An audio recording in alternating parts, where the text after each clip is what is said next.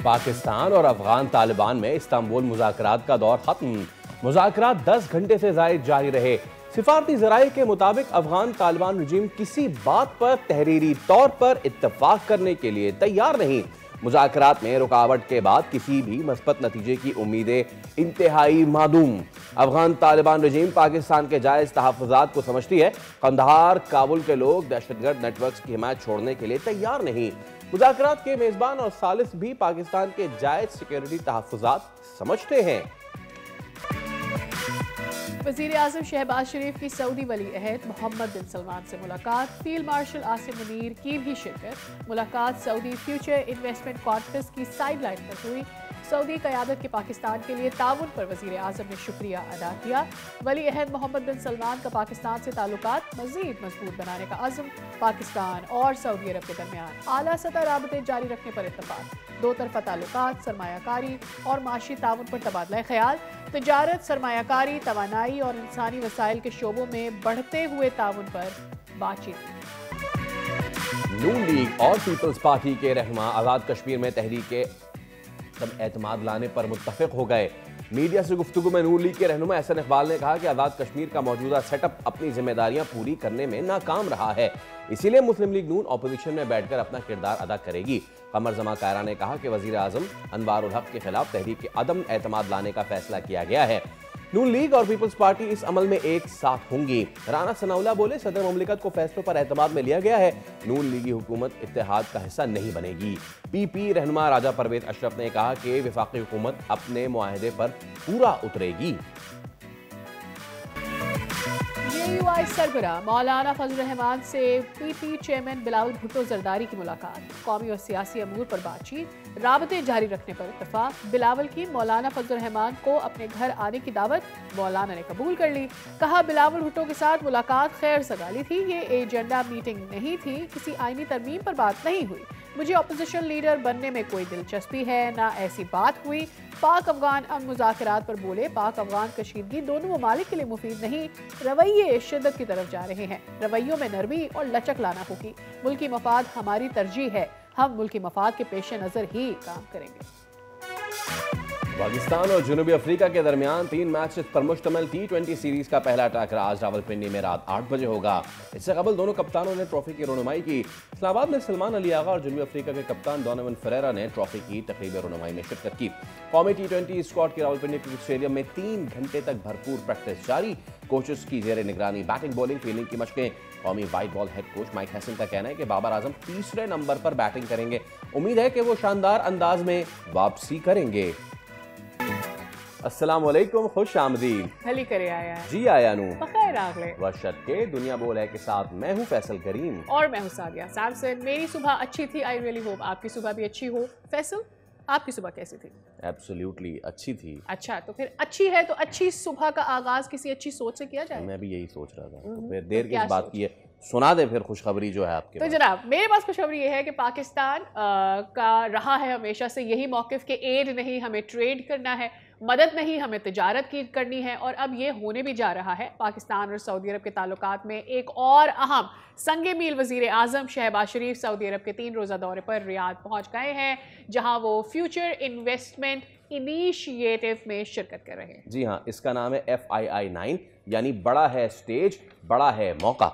जी हाँ फैसल, इतना बड़ा कि दुनिया भर से 8000 आलमी रहनुमा, इन्वेस्टर्स और बिजनेस ग्रुप्स इसमें शरीक होंगे। और रियाद में होने वाली इस आलमी सरमायाकारी कॉन्फ्रेंस में मरकजी मौजू है खुशहाली की कुंजी, तरक्की की नई सरहदों का खुलना। यहाँ पे तवज्जो होगी जिद्दत, पायदारी, मुआशी शमूलियत और बदलती हुई आलमी सियासत पर। और सादिया, मैं ये भी नाज़रीन को बता दूं कि समिट तो अभी शुरू होगी, लेकिन पाकिस्तान ने अपना एक फॉर्मिडेबल आगाज कर लिया है। वज़ीर आज़म की मुलाकात हो गई है सऊदी वली अहद मोहम्मद बिन सलमान से, और इस मुलाकात में तिजारत, सरमायाकारी, तवानाई, इंफ्रास्ट्रक्चर के मंसूबे, खुसूसन डैम्स और ट्रांसमिशन लाइन पर गुफ्तगू हुई, जबकि मुश्तरका बिजनेस काउंसिल के क़याम पर भी इत्तफाक तो मैं तो ये भी सोच रही हूँ फैसल कि फ्यूचर इन्वेस्टमेंट इनिशिएटिव में इस साल 8,000 से ज़ायद आलमी रहनुमा और सरमायाकार इन्वेस्टर्स शरीक हो रहे हैं। इससे पाकिस्तान को अपनी माशी सलाहियत वाजे करने और बराह रास्त बैरूनी सरमायाकारी की नई राहें तलाश करने का एक अहम मौका मिल जाएगा। एब्सोल्युटली। तज्ज़ियाकारों के मुताबिक पाकिस्तान की ये सिफारती इक़्तिसादी सरगर्मी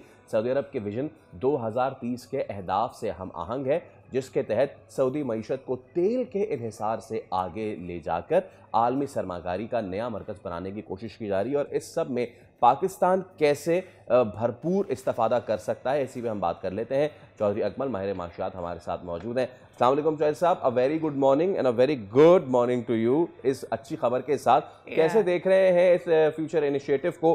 पाकिस्तान क्या कुछ हासिल कर सकता है इससे? देखिए, पाकिस्तान चंद उन ममालिक में से है जो इस वक्त फॉरेन डायरेक्ट इन्वेस्टमेंट की शदीद जो है वो किल्लत का सामना है। जैसे मतलब पिछले अगर 2-3 साल में देखें तो हमारे यहाँ जो FDI है वो 1 से $1.5 बिलियन पर एनम के हिसाब से इंक्रीज हो रही है, पर जो कि ना होने के बराबर है। इस किस्म की सूरत हाल में पाकिस्तान के वजीर आजम का ये दौरा और सऊदी अरब की तरफ से पाकिस्तान को ये अपॉर्चुनिटी देना कि विजन 2030 में पाकिस्तान भी कंट्रीब्यूट करे और उन दुनिया के ममालिक में शामिल है जिनमें जो है वो जिन्होंने इन्वेस्टमेंट कर ली है 2030 के लिए सऊदी अरब का विजन है। और बेसिकली जो मोहम्मद बिन सलमान है उनका शुरू से जो टारगेट नजर आ रहा है वो ये है कि अब तक जो है वो उनकी सऊदी मईशत जो है वो तेल के ऊपर इन्हिसार कर रही थी। अगर पिछले मतलब 50 साल से अगर हम देखें तो तेल के ऊपर ही उनकी टोटल एक्सपोर्ट्स होती थी और तेल की वजह से उनके यहाँ जो भी खुशहाली है अब वो नजर आ रही थी। लेकिन जैसे जैसे अब आप देखें वक्त बदल रहा है, तवानाई की रिसोर्सेज चेंज होती जा रही हैं, ज्यादातर जो डाइवर्जन है वो विंड की तरफ हो रहा है, लोगों का सोलर की तरफ हो रहा है। तो आने वाले दिनों में नजर ये आ रहा है कि जो पेट्रोल या ऑयल है उसकी आलमी खपत में और आलमी डिमांड में कमी होगी और उसके आसार नजर आना शुरू हो गए।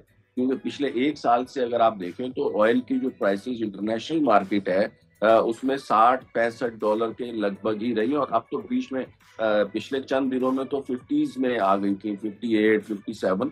तो इस हिसाब से ऑयल की डिमांड जो है वो नीचे जा रही है। तो वक्त की बहुत अहम जरूरत है जिसका सऊदी अरब ने एहसास किया है और अपनी मईशत को जो डाइवर्सिफाई करने की तरफ जा रहे हैं। और यही हमारी भी इस वक्त बहुत शदीद जरूरत है कि हमारे यहाँ भी फॉरेन डायरेक्ट इन्वेस्टमेंट आए और हमारे पाकिस्तान में अल्हम्दुलिल्लाह सऊदी अरब से ज्यादा अपॉर्चुनिटीज मौजूद है। हमारे पास हर किस्म की रिसोर्सेज हैं और हमें सिर्फ और सिर्फ जो है वो एक्सपोर्ट उन अपॉर्चुनिटीज को या उनको किस तरह से अपने लिए इस्तेमाल करना है। क्योंकि पाकिस्तान में हमेशा से होराइजन वाइड था, बहुत सारी अपॉर्चुनिटीज। पाकिस्तान कभी उनको यूं कह ले कि मुकम्मल नहीं कर पाया, एग्जीक्यूट नहीं कर पाया, would be the right word.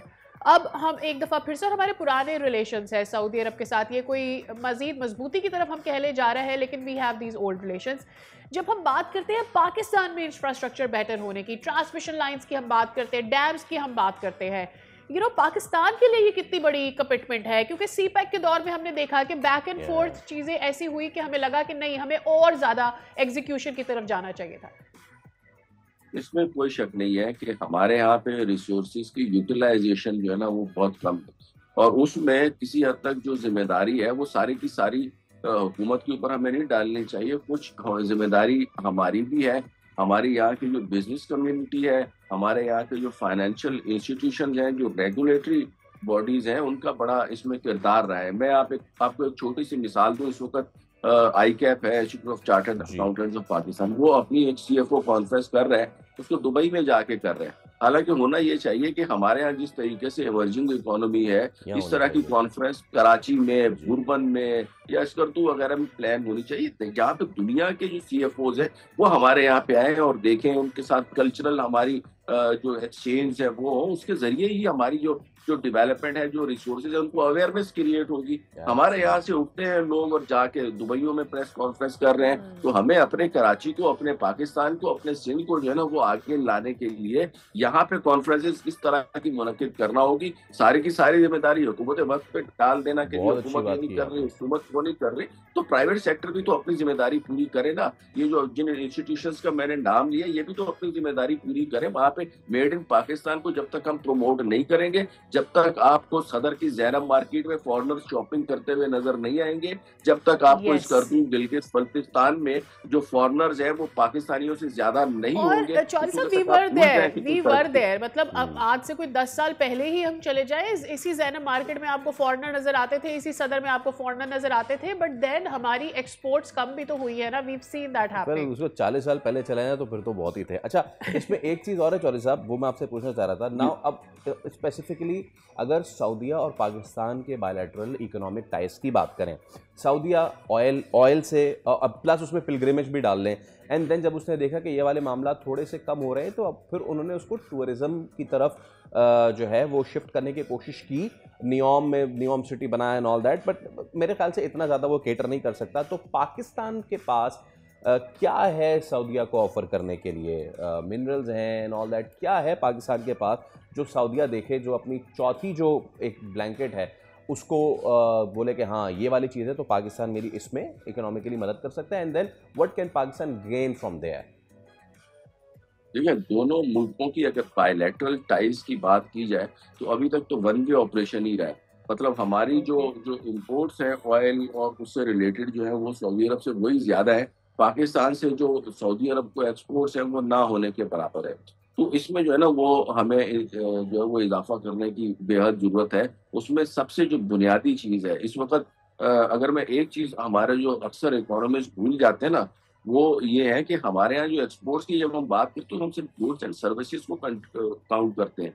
Sorry, goods और सप्लाईज को काउंट करते हैं, सर्विसेज को हम बिल्कुल काउंट ही नहीं करते।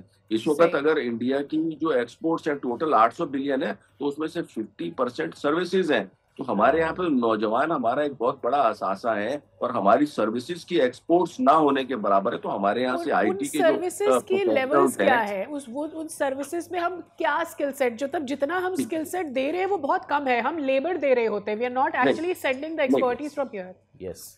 नहीं, मैं यहाँ पे थोड़ा सा डिसएग्री इसलिए करूंगा कि हमारे जो आईटी के जो लोग हैं, हमारे को जो अकाउंटिंग प्रोफेशनल्स हैं, जो अकाउंटिंग और फाइनेंस से रिलेटेड लोग हैं, वो अपनी इस वक्त भी सर्विसेज दे रहे हैं। लेकिन मैं अच्छा। अगेन वही कह रहा हूँ ना कि हमारी प्रमोशन ना होने के बराबर है ना। हमारे वहाँ पे लोगों को वहाँ पे केएसए में या दुबई या गल्फ स्टेट्स में हमारी अवेयरनेस नहीं है ना। हमारे यहाँ का जो चार्टर्ड अकाउंटेंट है या चार्टर्ड मैनेजमेंट अकाउंटेंट है वो उसकी क्वालिटी इंडिया वाले से लाख दर्जे बहुत बेहतर है। बेहतर है। लेकिन हमारे यहाँ पे वो अवेयरनेस नहीं है। जैसे हमारे चावलों के साथ नहीं हो रहा कि हमारे जो चावल है इंडिया अपने लेबल लगा लगा के बेचता रहे। तो अनफॉर्चुनेट हमारे साथ ये है कि हम लोग अपनी जो नाइस जो मैसेजेस हैं वो कन्वे नहीं कर पा रहे और उसके लिए जरूरत है कि आप इवेंट्स करें, आप कॉन्फ्रेंसेस करें, लोगों को यहाँ पे चौधरी साहब, इनवाइट करें। मैं आपकी बात से समझा हूँ कि जो इंडिया बोस्ट करता है कि जी हमारे डॉक्टर इतने सऊदीया में हैं, हमारा आईटी इतना सऊदीया में है, हमारे फाइनेंशियल एक्सपर्ट्स इतने सऊदीया में हैं, पाकिस्तान उनको भरपूर टक्कर दे रहा है, सिर्फ इस बात की कि हम उसको मार्केट नहीं कर रहे। This is the thing. बिल्कुल बिल्कुल, एग्जैक्टली बिल्कुल यही बात है कि हमें जो है ना वो बेसिकली अवेयरनेस क्रिएट करनी चाहिए हमारे जो। और ये उसी वक्त होगा जब हम कॉन्फ्रेंसेस जो है ना जो हम दुबईयों में कर रहे हैं या दूसरे कर रहे हैं यहाँ पे करें। हमें मेड इन पाकिस्तान को प्रमोट करना चाहिए। इसमें हमारे यहाँ रिसोर्सेज इतने हैं हाँ कि जिसकी कोई हद नहीं है। एग्रीकल्चर को आप ले लें, माइंस एंड मिनरल्स की आपने बात की है, उसके बाद सी ब्लू इकोनॉमी की हमारे पास अल्हम्दुलिल्लाह। और चौधरी साहब सऊदी अरब के पास तो सिर्फ ऑयल है, इसकी हमारे प्रमोशन पास में तो इसकी प्रमोशन में मीडिया तो कहीं बाद में आता है, प्राइमरी काम तो एम्बेसीज का नहीं है। बिल्कुल बिल्कुल ऐसे ही है। और उसमें सबसे ज्यादा जो अहम किरदार है जो हमारी बिजनेस कम्युनिटी है उसका अपना है। You will be surprise business कि इस कम्युनिटी। वक्त एब्सोल्युटली। पाकिस्तान के बिल्डर्स दुबई में जाके सरमायाकारी कर रहे हैं। अगर आपका दुबई जाना हो तो आप देखिएगा वहां पे जी आपको जो है बिल्कुल। ना वो जो रियल इस्टेट है वहां पे पाकिस्तानी जो जो बिल्डर्स हैं उनके आपको बोर्ड नजर आएंगे। तो अब ये चीज तो ज्यादती है ना कि यहाँ से हम कमा रहे हैं और ले जाके इन्वेस्ट कर रहे हैं दुबई में। तो और दुनिया जो है वो आप हमारे सामने है कि किस तरीके से अपने यहाँ पे लोगों को इनवाइट कर रहे हैं। तो हमारे जो इंस्टीट्यूशंस को लेकिन भी चाहिए उसमें आपको नहीं हमारे। लगता अकमल साहब, बिल्कुल होना चाहिए, लेकिन मेरे पास एक स्किल सेट है ना, मुझे उसे बेचना है, मैं उस स्किल सेट को बेचूंगी तो मैंने जो मेहनत की है मैं वो हासिल कर सकूंगी। सो आई थिंक ये जो ट्रस्ट डेफिसिट है between the government and the businessman, it has a lot to do with their role over here in Pakistan and in Saudi Arabia or in any other country. बिल्कुल बिल्कुल ऐसे ही। असल में trust deficit जो है ना उसकी वजह यह है कि हमारे यहाँ एक तो पॉलिटिकल अनसर्टेनिटी बहुत है। दूसरा हमारे यहाँ पे जो है वो ईज ऑफ डूइंग बिजनेस नहीं है। There are number of multiple departments, यहाँ से अप्रूवल्स लें, वहां से अप्रूवल्स लें, फिर उससे एनओसी लाए, इससे एनओसी लाए, तो आखिरकार वो इन्वेस्टर भाग ही जाता है कि भाई छोड़ो यार, इधर किसने काम करना है। यहाँ पे तो 10 रुपए का काम करवाना है, 100 रुपए की रिश्वत देनी पड़ती है। तो ईज ऑफ डूइंग बिजनेस जो है ना वो हमारे यहाँ पे बिल्कुल नहीं है। और सबसे बढ़ के फाइनेंशियल इंक्लूजन, जिसकी यहाँ पे भी बड़ी इंटरनेशनली भी बड़ी बात हो रही है और इस कॉन्फ्रेंस में भी बड़ी बात हो रही है, फाइनेंशियल इंक्लूजन, जिसका मतलब ये है कि जो फाइनेंशियल रिसोर्सेज हैं उस तक जो जो आम आदमी है, जो हुनरमंद आदमी है, उसकी भी रिसोर्सेज होनी चाहिए। उसमें हमारे जो बैंक्स हैं और फाइनेंशियल इंस्टीट्यूशंस हैं उनको एक राइट। किरदार अदा करना पड़ेगा, उनको स्मॉल लोन्स जो है वो देने पड़ेंगे। और हमारे बैंक्स आपको पता है सिर्फ और सिर्फ गवर्नमेंट को कर्जे दे रहे हैं। एब्सोल्युटली जॉय साहब, thank you so much, it was so insightful to have you on the show. और ये बात बिल्कुल ठीक है कि जो हमारे बड़े लेवल पे ना सादिया, हमारे अस्करी और सियासी सतह पे तो पूरी कोशिश की जा रही है कि वो पाकिस्तान का इमेज बेहतर करें। अभी आप देखें कि बड़े डेलीगेशन गया है सऊदीया, और बहुत बड़ी ये अपॉर्चुनिटी, 8,000 से ज़ायद आलमी रहनुमा, इन्वेस्टर्स एंड फ्यूचर टेक वाले वहाँ पे होंगे। बट द थिंग इज़ कि हम ऑन द सेकेंडरी लेवल जो हमारी जैसे कि एम्बेसीज का काम है, या हमारे इनको प्रमोट करने का काम है, बिजनेस कम्युनिटी का काम है, हमारे रियल्टर्स का काम है, वो जब तक चीजें सामने लाके इस तरीके से भरपूर नहीं करेंगे, आपको वो प्रोसेस जो है वो स्ट्रीमलाइन करना पड़ता है ताकि उस प्रोसेस को आप एग्जीक्यूट कर सके, ताकि सबकी मेहनत रंग लाए।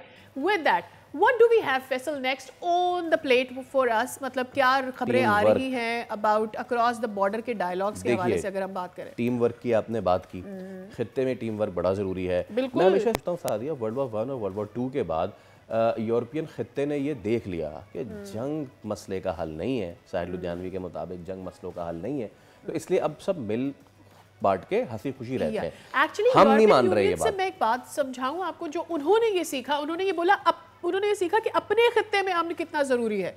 You know, they have been doing the proxy wars in other regions, but not in their own region. तो क्यों बने हम? नहीं, तो हम क्यों प्रॉक्सी बने? प्रॉब्लम ये है कि ये बात अफगानिस्तान को समझाए पे समझाए चले जा रहे हैं। We have now with us the international problems, जो कि इस वक्त अफगानिस्तान क्रिएट कर रहा है फॉर पाकिस्तान। इस्तांबुल ने कोशिश की दोनों को बिठा के, कतर ने कोशिश की दोनों को बिठा के मामलात हल की जा सके। मतलब पहली सिटिंग फैसल for 19 hours, the next sitting goes on to 10 hours, और अगर उससे कोई नतीजा नहीं निकलता, इफ तालिबान हुकूमत ready to settle the case कि भाई आपके यहाँ से दहशतगर्दी हो रही है और आप भले से उसे मान लें लेकिन आप उसे कर्ब करने के लिए तैयार नहीं है, are you giving Pakistan an option and telling तो अपने दहशतगर्द जो हमारे मुल्क में बैठे हैं कुछ नहीं कर सकते? बड़ी सीधी सी बात है, पाकिस्तान ने अपना हतमी मौक़िफ़ पेश कर दिया है और अफगानिस्तान लिखने के लिए तैयार, तौर पे कोई भी गारंटी देने के लिए तैयार नहीं है।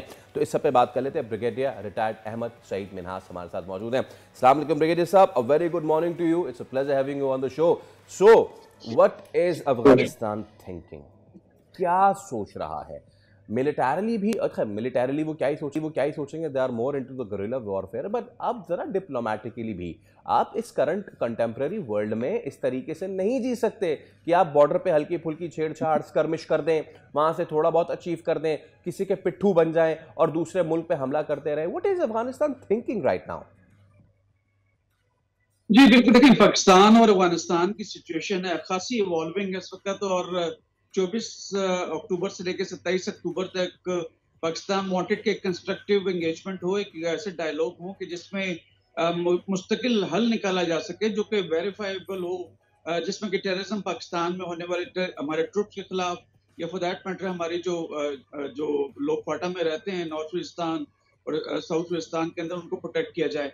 लेकिन बदकिस्मती से इस वक्त तक जो कल की रिपोर्ट लास्ट आई थी इनकी, जो काफी लंबे इनके मुज़ाकरात रहे, वहां पे जो अप्रोच थी अफगानी तालिबान रजीम की, वो इनफ्लेक्सिबल थी, वो एक इलॉजिकल थी, और वो किसी सूरत भी इन राइटिंग कुछ करना नहीं चाह रहे थे। मेरे ख्याल में वो टेररिज्म को, जैसे कि हमारी परसेप्शन भी है कि वो एज ए लीवरेज इस्तेमाल करना चाहते हैं ताकि उनको दुनिया एक्सेप्ट करे, लेकिन eight the same time Pakistan जो डिप्लोमेटिक कोशिशें कर रहा है, उनके स्ट्रेटेजिक इंटरेस्ट और हमारे स्ट्रेटेजिक इंटरेस्ट इस वक्त लगता है कि थोड़े से डाइवर्जेंट है। उसके पीछे जो कैटलिस्ट है वो इंडिया है ऑफ कोर्स, और इंडिया जो है वो किसी सूरत पे नहीं चाहता कि पाकिस्तान वेस्टर्न बॉर्डर के ऊपर से डिसएंगेज हो, और अगर ईस्ट की जानिब से, जैसे कि अभी बिहार में इलेक्शंस आने वाले हैं तो वहां पे कंसंट्रेट कर सके। तो लिहाजा डिप्लोमेटिक कोर हमारी लगी हुई है, पॉलिटिकल कोशिशें में मुकम्मल जारी हैं, लेकिन eight the same time field marshal Asim Munir साहब और उनके ज़ेर क़यादत तमाम ऐसे ट्रुप्स हमारे वेस्टर्न बॉर्डर पे हैं और ईस्टर्न बॉर्डर पे इंडिया के साथ, वो हम वक्त तैयार हैं। और हम तमाम जो ऑप्शंस के ऊपर देख रहे हैं कि अगर खुदा न खास्ता टू फ्रंट वॉर, यानी अगर दोनों जानिब से लिमिटेड वॉर पाकिस्तान के खिलाफ छेड़ी जाती है तो उसके लिए हम वक्त तैयार हैं। लेकिन एट द सेम टाइम मैं ये कहूँगा जंग किसी मसले का हल नहीं होती। अफगानी तालिबान वकील को मिल बैठ के बात करनी चाहिए और पाकिस्तान ने बिल्कुल ठोस सबूत उनको मुहैया किए, लेकिन वो उसको एक्सेप्ट करने में इस वक्त गुरेजा है। जी सही साहब, पाकिस्तान इज फुली अवेयर कि आप अपने किसी बॉर्डर मुल्क के साथ अगर जंग में जाते हैं तो कितने नुकसानात होते हैं और वो दोनों तरफ होते हैं और आम जानों का ज़िया कोई भी नहीं चाहता, पाकिस्तान कभी भी नहीं चाहता, पाकिस्तान हमेशा से अमन की बात कर रहा है। पॉइंट इज इससे बेहतर तालिबान हुकूमत, इंटरिम हुकूमत के पास मौका नहीं आ सकता था कि वो अपना पॉइंट प्रूव करते जब यूएस वहां से निकला कि हम इस मुल्क को सबसे बेहतर चला सकते हैं, बट दे लॉस्ट दैट। वो नहीं कर पाए, ना उनके अंदर स्ट्रेटेजिक डेप्थ नजर आएगी, ना उनके अंदर इंटेलेक्ट डेप्थ आपको नजर आएगी। पॉइंट इज आप अगर किसी की प्रॉक्सी बनना चाहते हैं तो फिर पाकिस्तान के पास क्या ऑप्शन रह जाता है? अच्छा अहमद साहब को शायद हमारी आवाज नहीं आ रही। I will go back to the point that I raised. जो अच्छी बात या जो पॉइंट, बड़ा पॉइंट रेस किया है, मैं कल I was watching some Indian newspapers as well and वो ऑपरेशन सिंदूर 2.0 की बार बार this is going to happen, this is going to happen, और इसका एक शाखसाना अगर आप अफगानिस्तान से भी जोड़ लीजिए, वो भी बार बार पर फैला रहा है। अब देखिए ना, इसके पीछे कोई ना कोई साजिश होगी कि आपको बिठाया जा रहा है मुज़ाकरात के लिए, भाई कर लें मुज़ाकरात, और आप कोई भी चीज़ तहरीरी तौर पे देने के लिए तैयार नहीं। इसका मतलब ये है कि इलविल है, मैलिफाइड है इंटेंशंस आपकी। जब आप कोई चीज़, मुज़ाकरात किस लिए होते हैं सादिया? इसीलिए होते हैं ना कि मैं ये नहीं करूँगा, आप ये नहीं करेंगे। नहीं, मुझे ऐसा लगता है कि मुज़ाकरात आप कहीं पर फैसल उस वक्त नहीं करना चाहते जब दूसरी पार्टी आपको कुछ और ऐसा ऑफर कर रहे होती है जो बेसिकली आपका इंटरेस्ट है। So we need to figure out what India is offering so much to Afghanistan that they're ready to give away their relationship with China, with Pakistan, with Russia and other countries in the scene and Iran as well, because आप पूरे खित्ते को मुश्किल में डाल रहे हैं, not just Pakistan. So I have to see really कि इंडिया ऐसा क्या ऑफर कर रहा है अफगानिस्तान को कि वो ये सब स्टेक पर लगाने के लिए। ओके जनाब, हमें एक ब्रेक लेनी है, एक ब्रेक लेते हैं, उसके बाद दोबारा हाजिर होंगे। स्टे विद अस।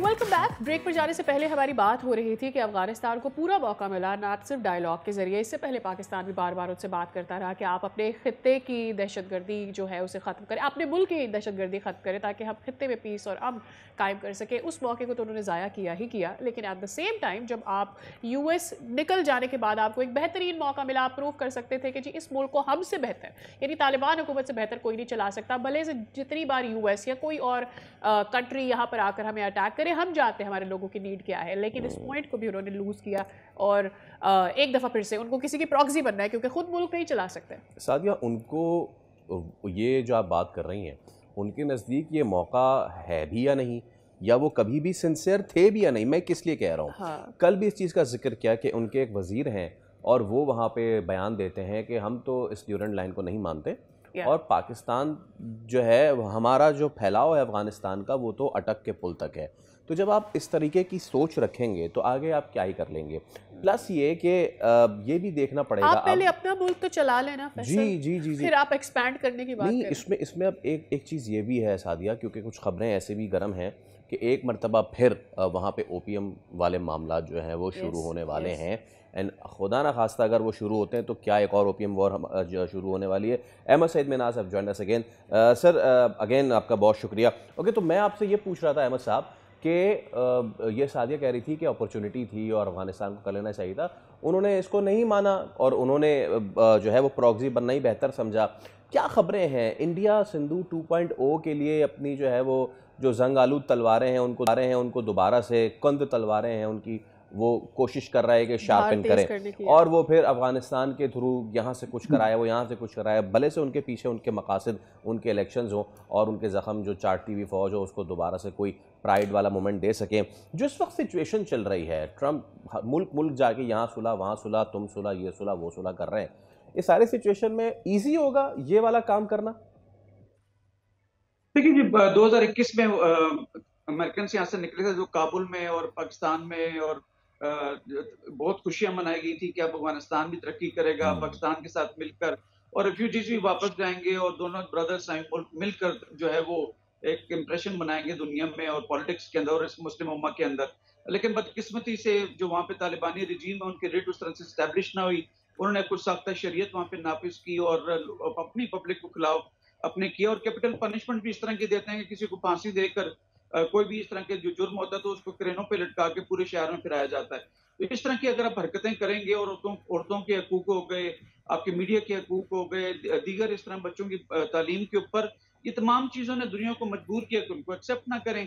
तो लिहाजा उनके पास लोगों ने उनको रिकग्नाइज नहीं किया। तो अब इस वैक्यूम को ऑक्यूपाई करने के लिए इंडिया ने जो है वो उसको फिल इन करने की कोशिश की, और वहां पे खासी उन्होंने डेवलपमेंट भी की कि जिसके अंदर उनकी असेंबली की बिल्डिंग, पार्लियामेंट की बिल्डिंग, दीगर सड़कें और इस तरह की डेवलपमेंट, और अब दोबारा से पाकिस्तान के खिलाफ आबिजारियत लॉन्च करने के लिए $1 अरब का प्रॉमिस भी उनको किया, डिस्पाइट ऑफ द फैक्ट कि दुनिया उनको एक्सेप्ट नहीं करती है। तो आपका असेसमेंट जो एक खदशा है आपका कि जो ऑपरेशन सिंदूर है उसका 2.0 करने का वो एक किस्म का प्लानिंग कर रहा है, और मुख्तलिफ जो हमारी आरा रही है और फौज के अंदर भी ये एक इम्प्रेशन है कि इंडिया उसका बदला लेने की कोशिश करेगा या पाकिस्तान को एम्ब्रॉयल करेगा। तो एक ऐसी सईद साहब, सिचुएशन के इससे अंदर मैं क्या समझूं कि जो भी मुल्क उनके मुल्क की, यानी कोई भी मुल्क अगर अफगानिस्तान की 4 सड़कें बना देगा वो उसकी प्रॉक्सी बन जाएंगे।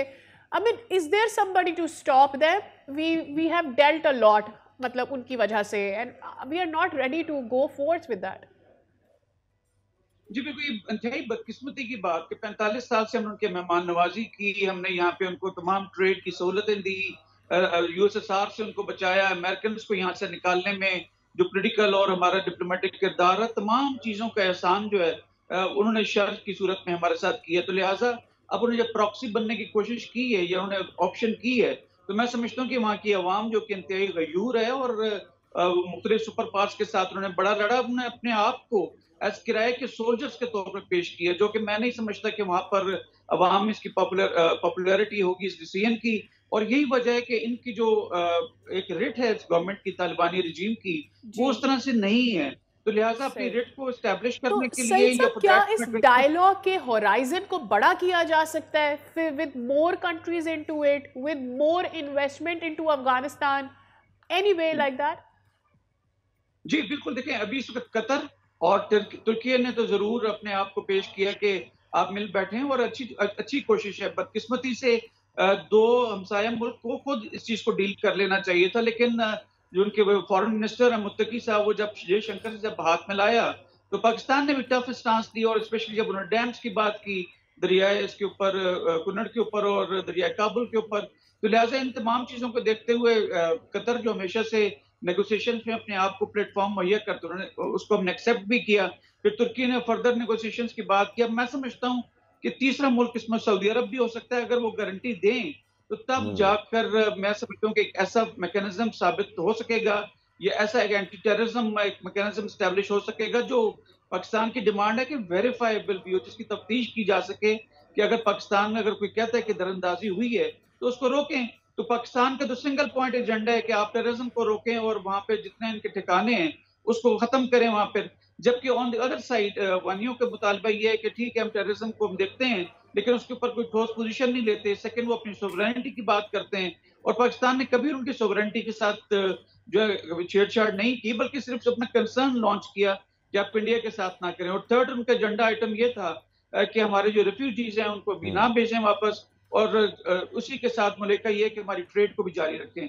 तो लिहाजा आप मीठा मीठा हाफ अप और कड़वा तू वाली बात है नहीं, इसमें आप तो नहीं रोकेंगे लेकिन हम सपोर्ट करते हैं। One thing sir, one thing, सारी बातें चले मान ले, रेफ्यूजीज को वापस ना भेजे, क्यों? आई मीन क्यों ना भेजे? अब देखिए, अगर वो इतनी समझते हैं कि उनके यहाँ डेवलपमेंट हो चुकी है और वो बड़ा इंडिया के साथ मिलकर काम कर रहे हैं, तो ले जाए अपने लोगों को यहाँ पे, जो 40 साल से तकरीबन 40 लाख लोगों को यहाँ पे हमने जो है वो पनाह दी हुई है, जिन्होंने यहाँ बिजनेस स्टैब्लिश किए हैं, वो नहीं करना चाहते। ट्रेड को भी उसी तरह से जारी रखना चाहते हैं, लेकिन चमन में जिस तरह उन्होंने बाबे दोस्ती को तबाह किया था अब से 2 हफ्ता पहले, तो उसका मतलब है कि वो खुद एक सिंबॉलिक अटैक था उनका कि वो मजीद ट्रेड नहीं चाहते हैं। तो जो पाकिस्तान उनकी अगर गर्दन के कि इर्द गिर्द अगर न्यूज को टाइट करना चाहे तो अफगान refugees, Said साहब, Afghan refugees across the world are being deported. It's not just Pakistan.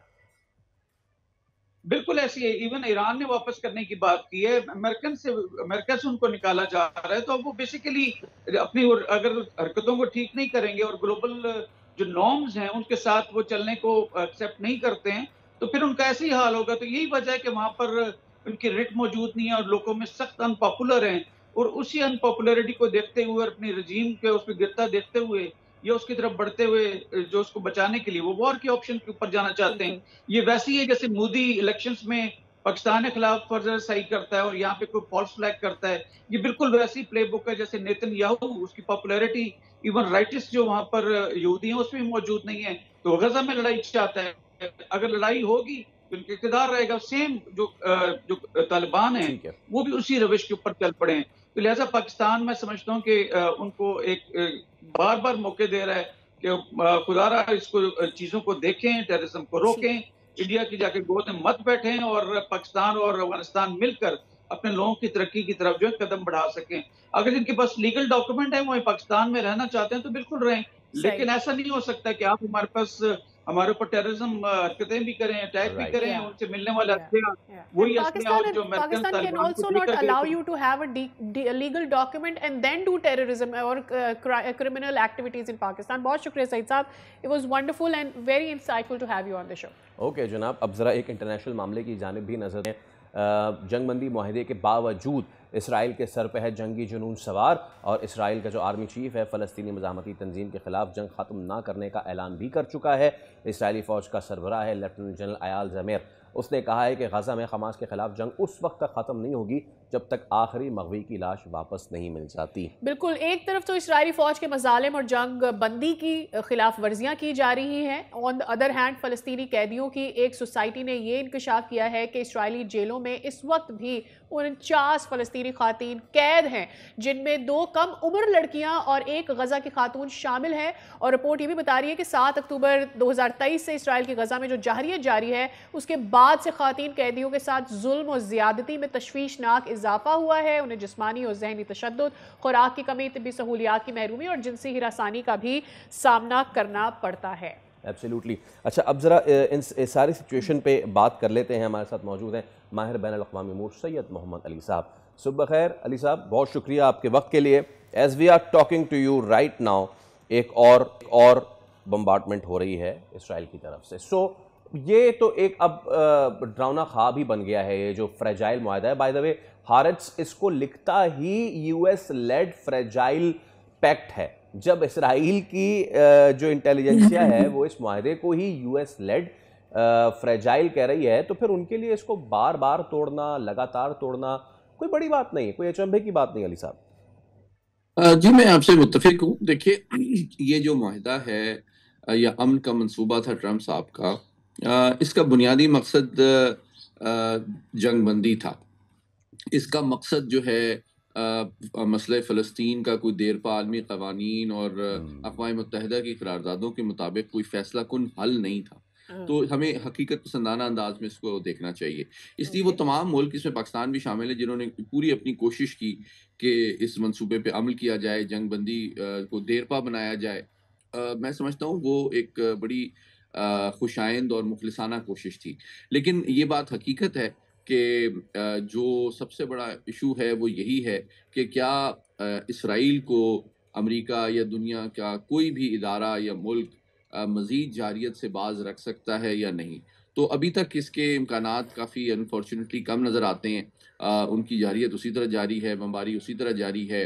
और उसके अलावा फिर जो 20 नुकाती प्लान सदर ट्रंप ने दिया था, उसकी भी बहुत सी जो अहम शिकें हैं उस पर दोनों जानिब से अमल दरामद या अग्रीमेंट भी नहीं हुआ है, जिसमें जो डिसआर्मामेंट है हमास का या इसराइल की जानिब से इनखला है उसकी अफवाज का, तो ये सारी चीज़ें हैं। फिर कैदी भी जो दोनों जानिब मौजूद हैं वो भी अभी मुकम्मल तौर पे एक आज़ाद नहीं किए गए हैं। कुछ कैदियों को आज़ाद किया गया है, लेकिन जो इंसानी हकूक़ की सूरत हाल है इस वक्त गज़ा में, वो मैं समझता हूँ अक़वाम मुत्तहिदा और आलमी क़ानून के लिए एक बहुत बड़ा सवालिया निशान है। ठीक, that's one part of it, but do you think कि ये स्टिल इन क्वेश्चन है कि हमास का इस सारे मामले में क्या रोल रहेगा? नाउ एज वी स्पीक हमें ये बात पता है कि Hamas is not happy with how it has turned out. Hamas को ये कहा गया था कि 3 साल लगेंगे। आई मीन उस 3 सालों में क्या आप कंप्लीटली हमास को चाहते हैं कि डे आपने बयान दिया, डे आपने डील फाइनल की, द नेक्स्ट डे आप हमास को जो है बिल्कुल डीएक्टिवेट कर दे वहां से? देखिए, अमेरिका और इसराइल के जो सियासी मकासद हैं गज़ा के हवाले से, उनमें कोई फ़र्क नहीं है, और उनके जो दिफाई पॉलिसी है उसमें फ़र्क है। सियासी मकसद ये है कि गज़ा से या फ़लस्तीन से हमास का एक सियासी क़ुव्वत के तौर पे मुकम्मल ख़ात्मा कर दिया जाए। अच्छा, ये हकीकत पसंदाना मकसद नहीं है, लेकिन दोनों जानिब से कोशिश यही है कि, और ये जो अमन मंसूबा भी था, इसमें सबसे इम्पोर्टेंट बात यही थी कि हमास का कोई सियासी या फ़ौजी मुस्तकबिल ना हो। लेकिन ऑब्वियसली हमास ने इससे एग्री नहीं किया है, और उसका असर व रसूख बदस्तूर फ़लस्तीनी अवाम में मौजूद है, सपोर्ट भी मौजूद है, इसीलिए जंग जारी है। अगर उनका सियासी और फ़ौजी तौर पे ख़ात्मा हो जाए तो फिर जंग इसराइल किससे करेगा, और उसको करने की ज़रूरत क्या है? फिर तो वो मुकम्मल कब्ज़ा कर लेगा। तो बुनियादी तौर पे इसराइल की कोशिश ये है कि फ़लस्तीन के अंदर से जो मुताहरिब सलाहियत, क़ुव्वत और ख्वाहिश है, उसका ख़ात्मा कर दिया जाए। तो हमास ने भी इसी चीज़ को भांपते हुए अपने सियासी मुस्तक़बिल या अपने जो दिफाई सलाहियत है, उसके हवाले से कोई गारंटी अभी तक नहीं दी है, जिसकी वजह से बदकिस्मती से कशीदगी अभी तक जारी है। और मैं नहीं समझता कि looking at West Bank yet. I mean जो वेस्ट बैंक में हम देख रहे हैं इतनी बड़ी तादाद में फौज, 60% इलाका अभी भी होल्ड करके बैठा हुआ है इसराइल। आई मीन अभी तो उसके ऊपर किसी ने बात ही नहीं की हुई, just talking about Gaza, and that too because Gaza मुसलसल अटैक में है पिछले 2 साल से। देखिए, अगर आप मसले फ़लस्तीन को देखें पिछले 70 साल में, तो वेस्ट बैंक हो या गज़ा हो या दीगर हिस्से हों फ़लस्तीन के, तो ये तो एक अफसोसनाक तारीख़ी हकीकत है कि फ़लस्तीन की अराज़ी के ऊपर कब्ज़ा भी इसराइल ने किया है, मुख्तलिफ़ जगहों पे फ़ौज कुशी की है, नस्ल कुशी की है, आबादकारी की है। तो आपको इस अमन मंसूबे में इनमें से तो किसी चीज़ के ऊपर नज़रसानी के ऊपर कोई कमिटमेंट इसराइल की जानिब से नज़र नहीं आती है, और बुनियादी कोशिश यही है कि हमास को सियासी तौर पे और दिफाई तौर पे कमज़ोर किया जाए, और एक ऐसी हुकूमत लाई जाए फ़लस्तीन के अंदर जो कि एक तरह से इसराइल की प्रॉक्सी हो। तो अब देखना ये है कि फ़लस्तीन के अवाम ने ये फ़ैसला करना है कि क्या वो अपनी जान बचाने के लिए इसराइल के एक प्रॉक्सी के तहत। ओके, अब मैं ना अली साहब से सवाल करना चाह रहा था, if you can get him back again. Mohammad Ali साहब ने अभी ये कहा सादिया कि ऐसी हुकूमत चाह रहा है इस वक्त वहाँ का इसराइल ऐसी हुकूमत चाह रहा है जो कि सॉर्ट ऑफ हो, right, a proxy of Israel, उनकी अपना पिट्ठू हो। तो सिर्फ हुकूमत, फ़लस्तीनी हुकूमत ऐसी, फ़लस्तीनी अथॉरिटी ऐसी नहीं बनाना चाह रहे, बल्कि वो कोशिश कर रहे हैं कि वहाँ पे हमास के अगेंस्ट वहीं के लोकल ग्रुप्स भी ऐसे खड़े। पिछले दिनों हमास ने पे जो है वो एक अटैक का इल्ज़ाम लगाया था इसराइल ने, तो उसको फिर काउंटर किया और कहा कि ये हम नहीं हैं, बल्कि वहीं के इसराइली बैक्ड वहीं के लोकल ग्रुप्स हैं, Al Shabaab was the name I guess. तो सिर्फ हुकूमत नहीं बल्कि जो प्रॉक्सीज भी वहाँ खड़ी करनी है मिस्क्रेंट्स की, वो भी अपने पिट्ठू खड़े करने हैं। Which I really want to talk about right now is कि 92 से जब से ओस्लो अकॉर्ड हुआ है, उस वक्त से लेकर इवन ओस्लो अकॉर्ड की अगर हम बात करते हैं, उसमें कहीं भी ये नहीं था कि हम फ़लस्तीन के लिए कोई 2 रियासती हल की तरफ जा रहे हैं। वी डिडंट गो देयर, वो उस वक्त भी बात नहीं हुई, अब भी बात नहीं हुई।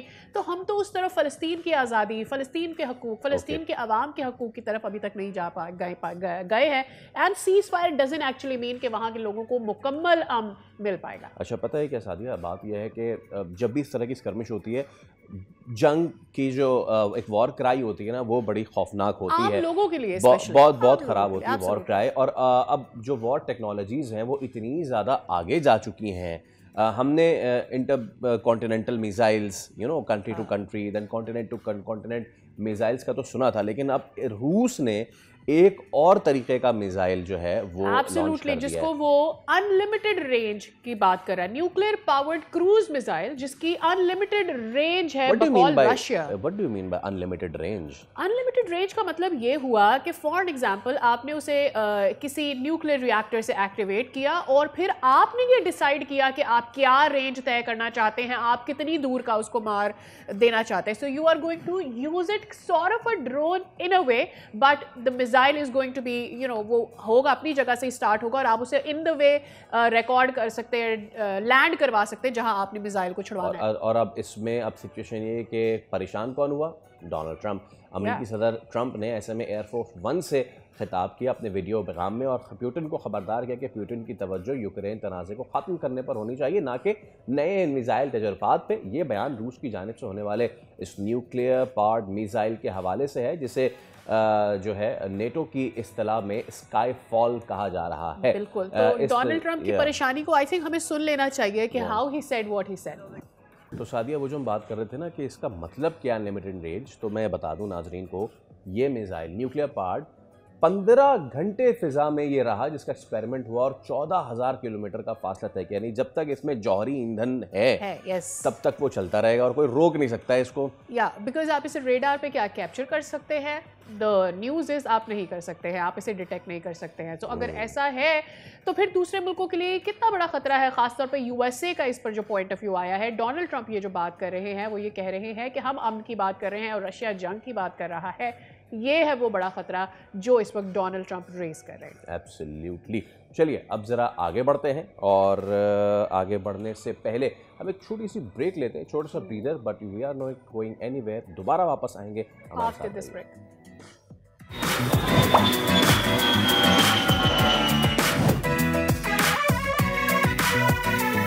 एक बार फिर आपको कहेंगे खुश आमदीद। मौसम की बात कर लें तो पंजाब भर में इस वक्त जो एयर क्वालिटी इंडेक्स है वो ख़राब से ख़राब तर होता जा रहा है। एग्जैक्टली, और हम बात कर रहे थे कि लाहौर में एयर क्वालिटी इंडेक्स क्या है, तब हमें सिर्फ ये तशवीश थी कि जो दीगर इलाके हैं करीबी उनमें क्या सूरत हाल होगी। And then you go we have it on screen.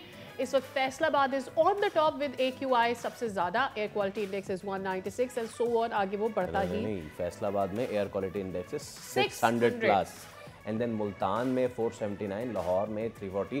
This is the latest update. और हम अब मुल्तान की अगर बात कर रहे हैं तो इस वक्त एयर क्वालिटी इंडेक्स में दूसरे नंबर पर सबसे ख़राब। तो ब्यूरो चीफ मुल्तान जावेद अंबर हमारे साथ मौजूद हैं। जावेद, ज़रा बताइए मुल्तान की सिचुएशन। अच्छा, पहले फैसलाबाद का हम लोग कर लेते हैं बिकॉज इस वक्त सबसे ज़्यादा जो एयर क्वालिटी इंडेक्स है सबसे ज़्यादा ख़राब है। गुलाम दस्तगीर हमारे नुमाइंदे हमारे साथ मौजूद है। गुलाम दस्तगीर, फैसलाबाद में सबसे ख़राब एयर क्वालिटी इंडेक्स है, ज़रा सिचुएशन बताइए वहाँ पे।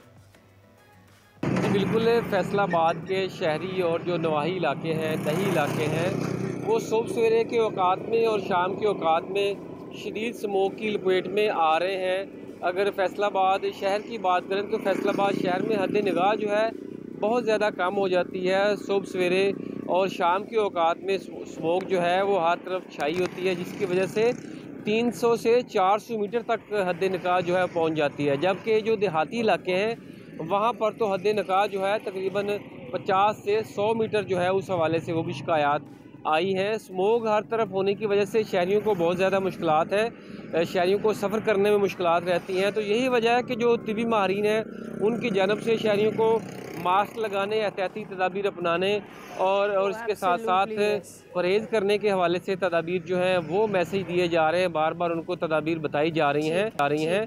माहिरीन की जानब से ये मैसेज दिया जा रहा है कि शहरी घरों से गैर ज़रूरी तौर पर ना निकलें। अगर उनको मजबूरी की सूरत में निकलना भी पड़ रहा है तो मास्क लगाएं और इसके अलावा अपनी आंखों को पुट किया है, बहुत ज़रूरी हो जाते हैं। इसी पर बात करते हैं, हमारे साथ माहिर माहौलियात प्रोफेसर अब्दुल कादिर साहब बात करेंगे उनसे। अब्दुल कादिर साहब, अस्सलाम वालेकुम, very good morning to you.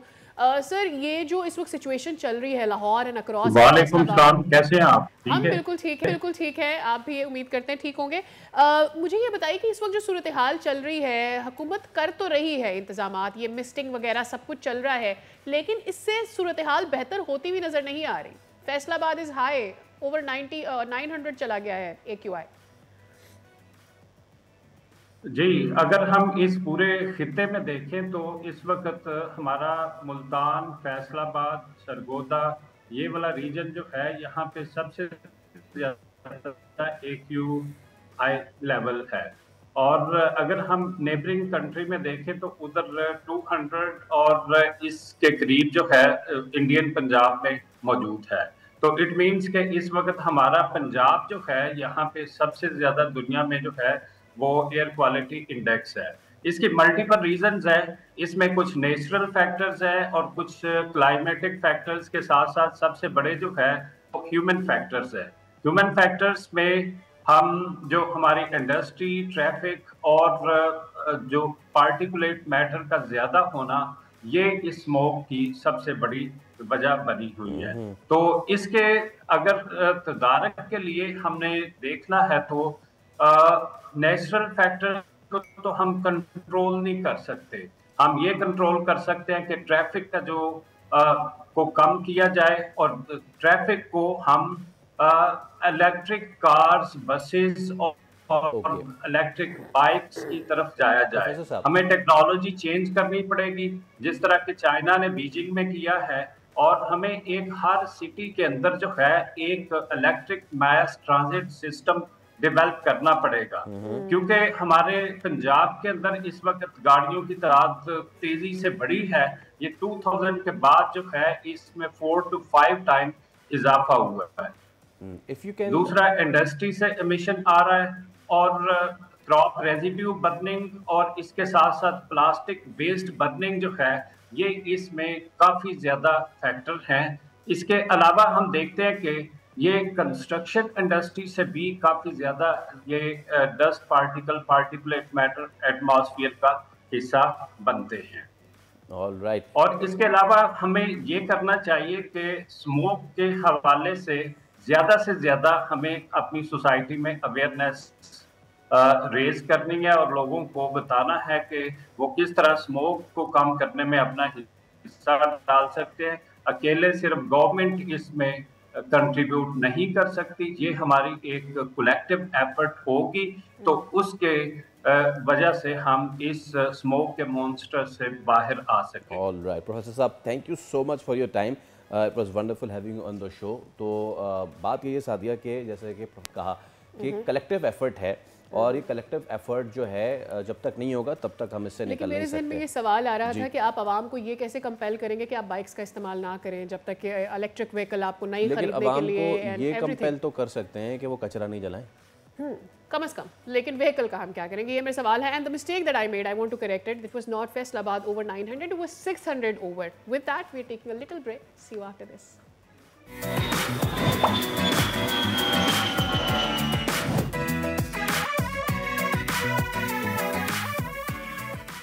एक बार फिर आपको कहेंगे खुशामदीद। आप देख रहे हैं दुनिया बोल है। हमसे जुड़े रहने के लिए बेहद शुक्रिया। Well, it's time for my her your everybody's segment and there is cricket. जनाब, आज से T20 सीरीज का आगाज हो रहा है पाकिस्तान और साउथ अफ्रीका के दरमियान। पहला टक्कर आज होगा और रात 8 बजे शुरू होगा। और उसमें सबसे अहम बात क्या है सादिया, मुझे ये बताएं आप, सबसे अहम बात आपकी नज़र में क्या है आज के T20 मैच में? With all the changes Pakistani team has made, also Babar Azam basically. तो मैं एक बड़ी खबर दे दूं और वो ये कि बाबर आजम को सिर्फ 9 रन्स दरकार हैं दुनिया का T20 हाईएस्ट रन गेटर बनने के लिए। और आपको पता है कि वो किसका रिकॉर्ड तोड़ने जा रहे हैं? विराट, रोहित शर्मा का। राइट नाउ रोहित शर्मा इस वक्त T20 टॉप स्कोरर हैं और बाबर आजम उनसे बस 9 रन्स पीछे हैं और उनसे पीछे विराट कोहली हैं। तो चलिए ये तो एक चीज हो गई ना, that's one part of it. Trophy की रोनुमाई भी हो गई, इट्स अ गुड वन। और एक बुरी बात ये हुई कि हमें हेनरिक क्लासन और मार्करम और मिलर जैसे प्लेयर जो है वो देखने को नहीं मिलेंगे। और एक अच्छी बात ये हुई कि हमें वो देखने को नहीं मिलेंगे। शायद we will be able to win the series that way. Well said. I'll be a selfish person, mean too, but then that is how it is यार। हमें सीरीज जीतनी है, so if somebody is not playing the series against Pakistan, I would like to take it as a chance and win the series. अच्छा, अब इसमें ना south Africa side में Quinton de Kock भी हैं, बेबी ए भी, डेवॉल्ड ब्रेविस, यस वो भी हैं। I am looking forward to Dewald Brevis, जो इन्होंने कोटाई लगाई थी इंग्लैंड की। आई मीन कमाल और फॉर्मिडेबल फॉर्म में थे वो। यार आप इतना बूस्ट कर रहे हो फैसल, पूरी साउथ अफ्रीकन साइड को मुझे अच्छा नहीं लग रहा है। I want to look at Saim Ayub performing. I want to look at Babar Azam performing. I want to look at Farhan performing for Pakistan. Our bowlers doing something. You've added Naseem making a history with his fast pace, you know, something like that. Okay, देखते हैं।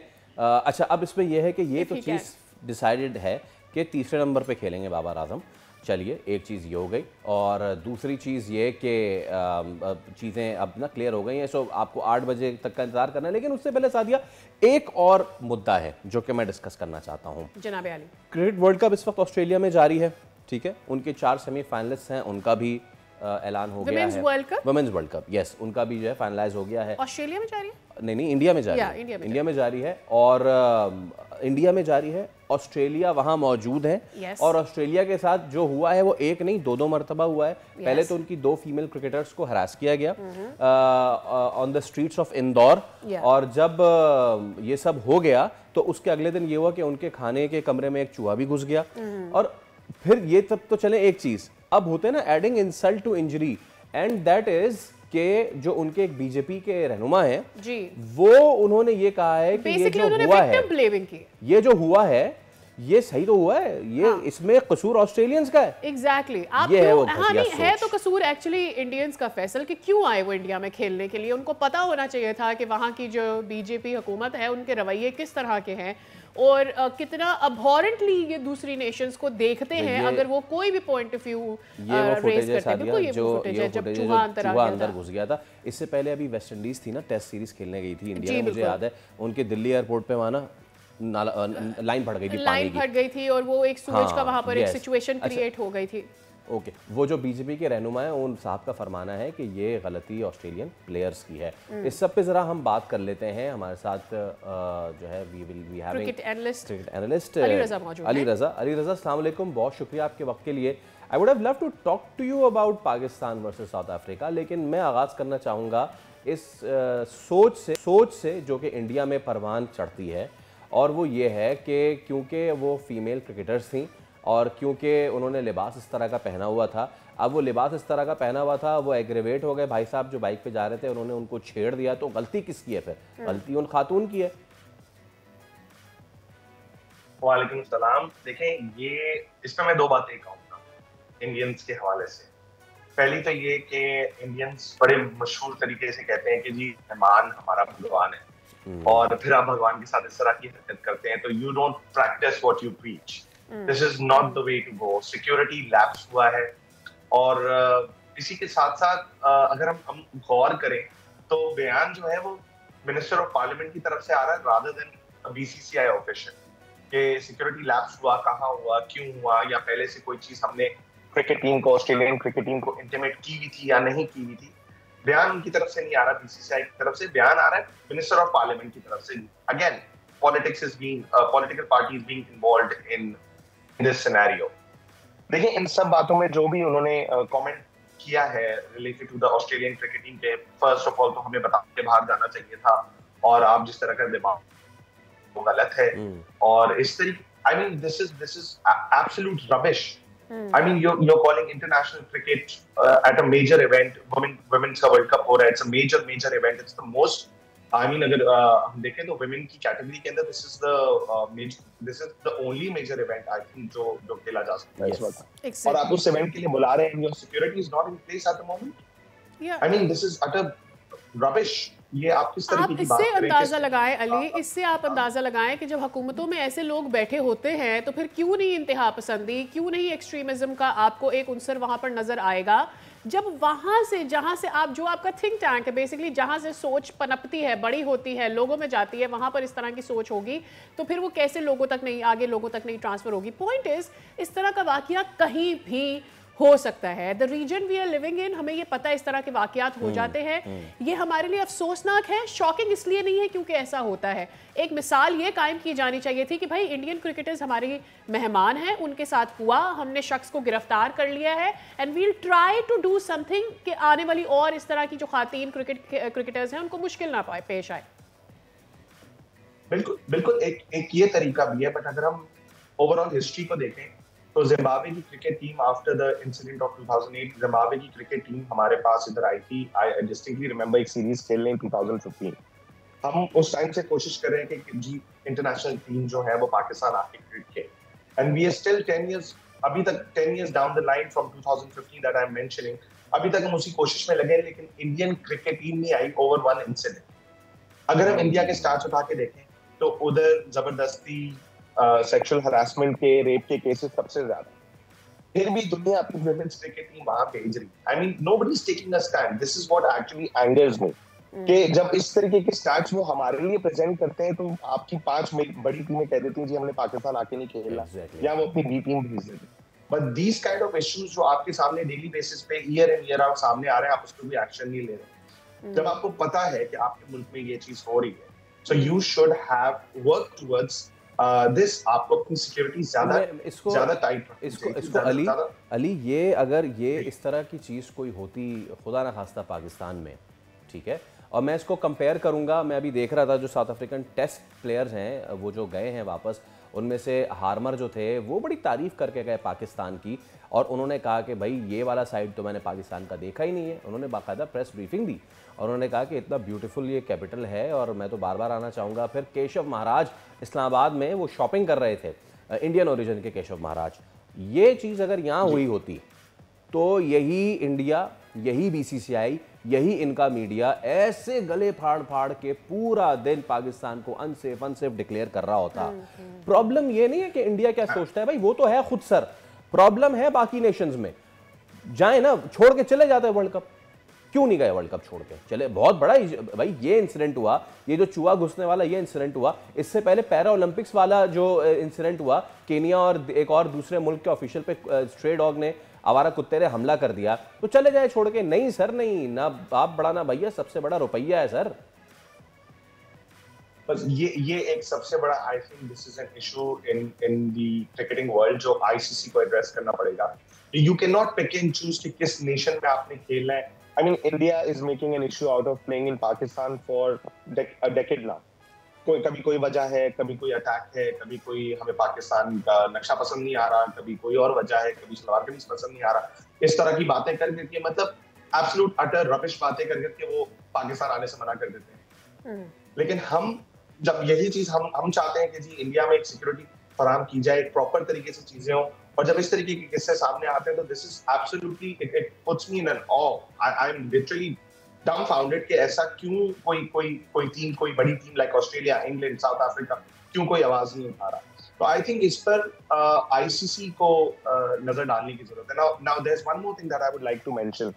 जब हमारे साथ, हमारे साल के तौर पे अगर हमारे मुल्क में ये चीज हुई होती तो भले वो इंडियन क्रिकेटर्स के साथ नहीं हुई होती, जैसे श्रीलंका पे जो अनफॉर्चुनेट अटैक हुआ था, लेकिन आवाज सबसे ज्यादा किसने उठाई? इंडिया ने।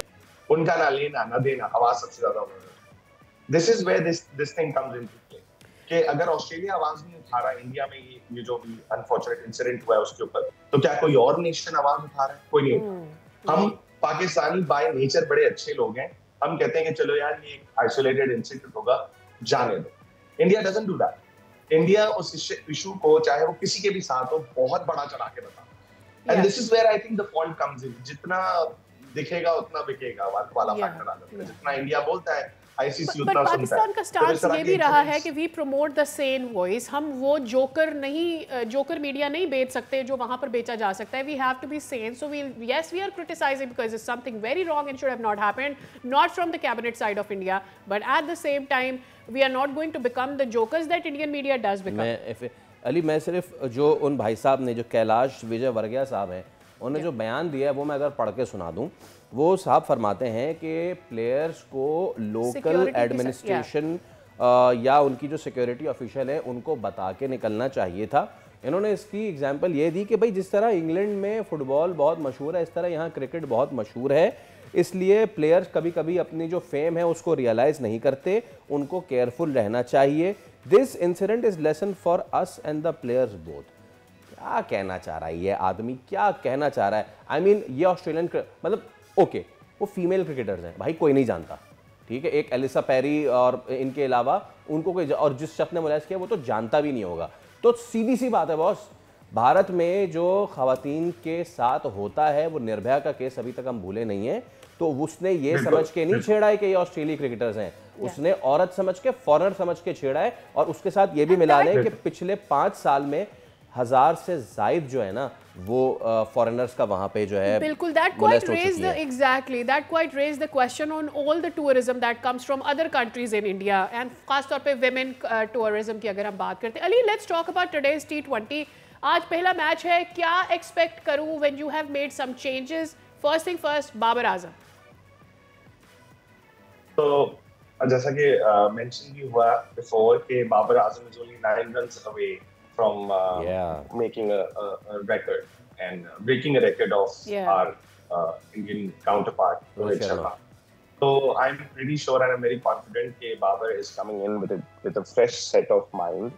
I've seen him bat in this test match.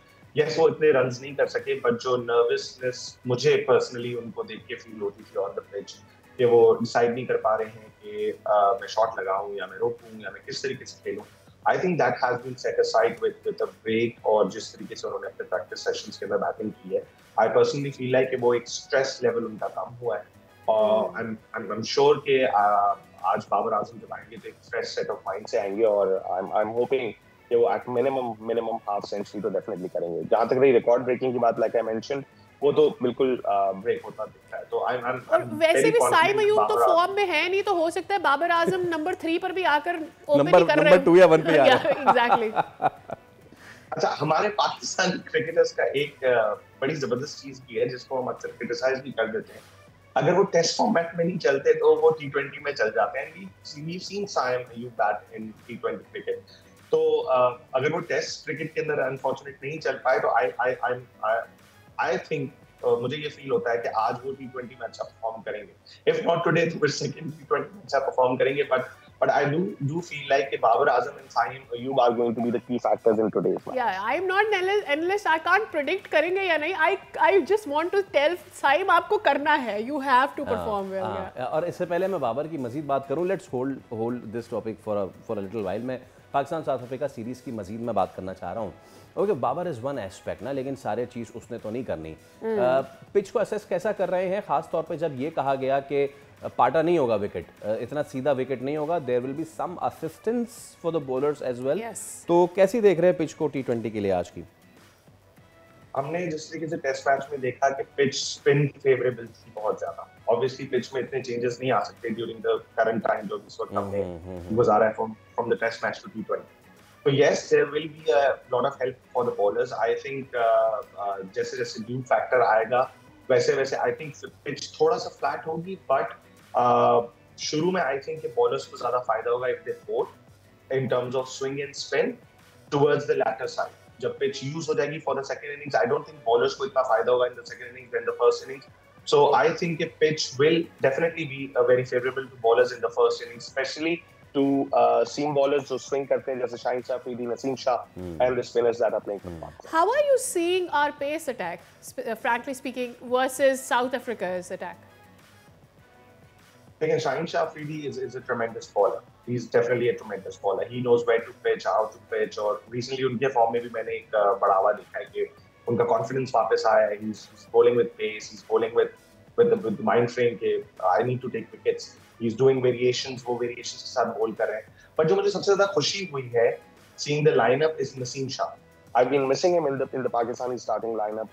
हमने एशिया कप में भी देखा, हमने ट्राई नेशन सीरीज में भी देखा कि there were some issues when it came down to our bowling attack, especially जो pace attack होता है। So I'm very happy कि Naseem Shah is coming back into the squad. और नसीम की फिटनेस पे कोई इंसाइट है?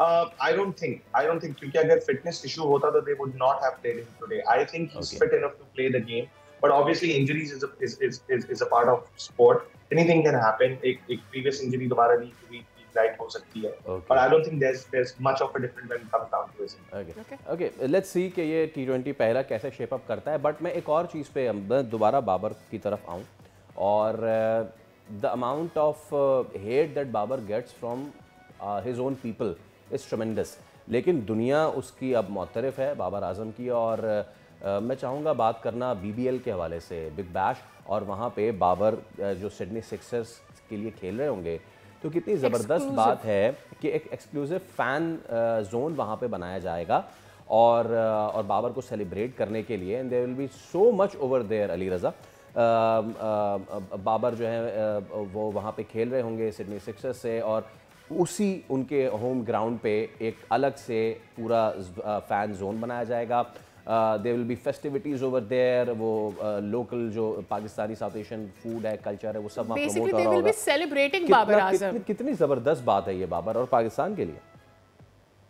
बहुत बहुत काबिले तारीफ बात है बाबर आजम के लिए। ऑब्वियसली हमारे लिए बहुत काबिले फख्र बात है कि जी हमारे पाकिस्तानी क्रिकेटर जिनको हम बहुत प्यार करते हैं उनके लिए इतना बड़ा एहतमाम हो रहा है। And I would, if I would have been in Australia, I would have definitely loved to go and definitely celebrate Babar Azam.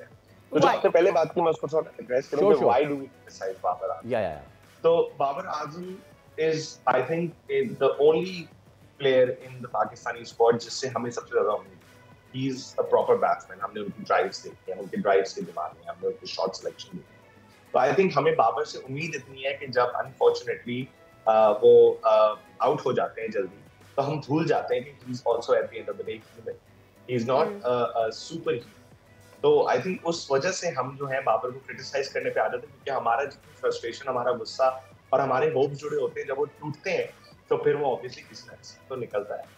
But absolutely having said that, Babar Azam is one of the best cricketers in the world right now, and I'm really proud to say.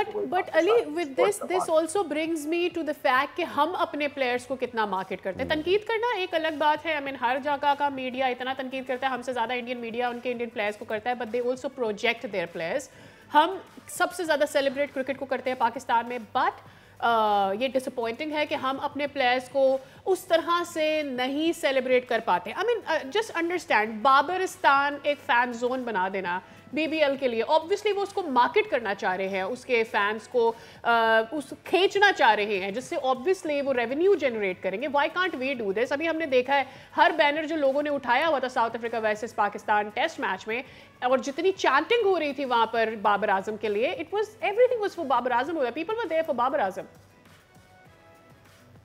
यही चीज पे this is something that I have been wondering, और मैं इस पे research भी करना चाहता हूं कि if you look at the era of Wasim Akram, Waqar Younis and Inzamam ul Haq and Saeed Anwar, हमारा हर एक cricketer celebrated cricketer, and today's generation, the 90s generation, calls each one of them a legend.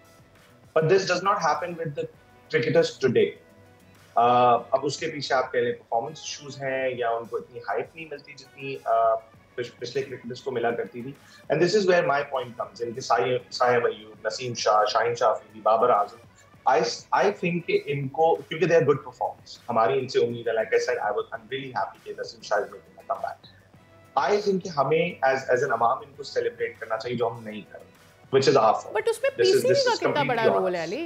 मतलब अवाम को तो आप एक राह दिखाते हैं, and then you know आप perception build करते हैं, and people start following that. Exactly. तो लाइक आई मेंशन कि जो ये पुराने प्लेयर्स हमारे 90s के थे, वो एक सेलिब्रेटेड प्लेयर्स थे। ऑब्वियसली PCB ने उनको सेलिब्रेट किया। जो चीज ऑस्ट्रेलिया में BBL बाबर आजम के लिए हो रही है, I would love to see that here for Babar Azam as well. If अगर एक इंटरनेशनल स्टेडियम में ऑस्ट्रेलिया बेस्ड लोकल लीग के अंदर अगर ये चीज हमारे पाकिस्तानी क्रिकेट के लिए हो सकती है फॉर द फैंस कहते हैं जो उधर हैं, तो आई बिलीव कि वो हमारे क्रिकेटर्स के लिए हमारे मुल्क में लोकली भी होनी चाहिए through PCB। Yeah, and why not just for Babar Azam? Why not for Shaheen Shah Afridi? Why not for Imamul Haq for being consistent in test matches? He's been doing fine. I mean, we could do it. Why not for any good fielder? Why not for any good pacer or spinner and so on? I mean, जिस तरह से नोमान ने किया है अभी test match में। अली रज़ा, आपको आवाज़ आ रही? Okay, I think we'll reconnect him, but the situation is कि पाकिस्तान और T20 जो साउथ अफ्रीका का T20 है वो आज पहला होगा। ऑल राइट, अच्छा अब ज़रा बात कर लेते हैं सादिया इस जो बिल्डअप है, and that is South African जो प्लेयर्स हैं। हमने पाकिस्तान की बात कर ली, we are expecting Babar and Shaheen to deliver, and along with that Saim please go on and वो कीजिए जिसके लिए आप I am आए हैं expecting some टीम में। charge from Farhan as well. ओह हाँ, I want him to continue with his charging. जो जिस तरीके से वो दुनिया के बेस्ट बॉलर को कूटते हुए आए हैं, मैं चाहता हूं कि वो उसी तरीके से अपनी फॉर्म बरकरार रखें। साउथ अफ्रीका ने अगर प्लेयर्स की बात कर लें सादिया, अगर प्लेयर्स की बात कर ले तो कितनी ही ज़बरदस्त उनकी टीम है। हो सकती थी मज़ीद, बट स्टिल उनके पास डेवाल्ड ब्रेविस है, उनके पास लुंगी नगीडी, अगर उनके पेस अटैक की बात की जाए तो पाकिस्तान के पास जो है ना वो इतना work. Yes, so the thing is के एक अच्छा मैच होने जा रहा है। वी आर ऑल एक्सपेक्टिंग कि भाई ये T20 सीरीज़ जो है बड़ी ज़बरदस्त हो, बिकॉज पाकिस्तान साउथ अफ्रीका से वो टेस्ट सीरीज़ जीत सकता था 2-0, बट वो अगर होता तो एक हाई के साथ हम एंटर हो रहे हैं। मुझे ऐसा लगता है that some of their high profile players are not in the team, and I really want to give my final verdict कि हम साउथ अफ्रीका के अगेंस्ट जो अपना टेस्ट मैच यानी सीरीज जो हम नहीं कर पाए, जीत पाए, उसकी वजह ये थी कि वो test match we could win, so probably we lost that series because of our own mistakes, and if we don't get up with all the pressure that South Africa के साथ हमारे ऊपर सवार हो रहा है with the T20 team may be better than Pakistan on paper, I still believe we can make them lose, but क्या हम अपनी गलतियों से कुछ सीखेंगे या नहीं? ओके अली रजा, हाँ आपसे Ali just one last thing जो मैं आपसे पूछना चाह रहा हूँ, again coming to this first T20, क्या समझते हैं कि टॉस जीत के should go for putting total on board first up, या फिर would you like to chase if you are the Pakistani captain? We're starting at 8 PM, so test match मैं चाहता था कि पाकिस्तान 2-0 जीते, अनफॉर्चुनेटली वो नहीं हो सका। Here what I would like to see Pakistan doing is bowling first. Better assessment of the pitch होगा, we are more confident when we bowl first. तो आई थिंक कि पाकिस्तान, क्योंकि जैसे मैंने कहा कि फर्स्ट इनिंग्स में बॉलर्स को ज्यादा हेल्प मिलेगी before the dew settles in, I think कि Pakistan should bowl first in the first innings में पाकिस्तान को बॉलिंग करनी चाहिए, and then they should chase the target in the second innings. This is what I think Pakistan should be doing today. ठीक है अली, बहुत शुक्रिया, thank you so much, it was a pleasure having you on the show.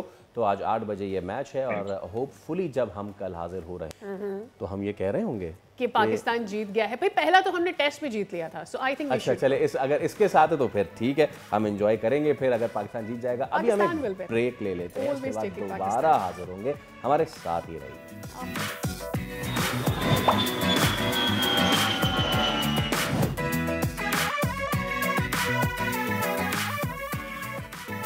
Welcome back again. हमारी life में day by day हम देखते हैं कोई ना कोई मोटिवेशन ऐसी होती है जो आपको जीने की एक नई उम्मीद देती है, एंड एक्चुअली आपको ये बताती है कि आपने रुकना नहीं है, चलते रहना है, because consistency is the key.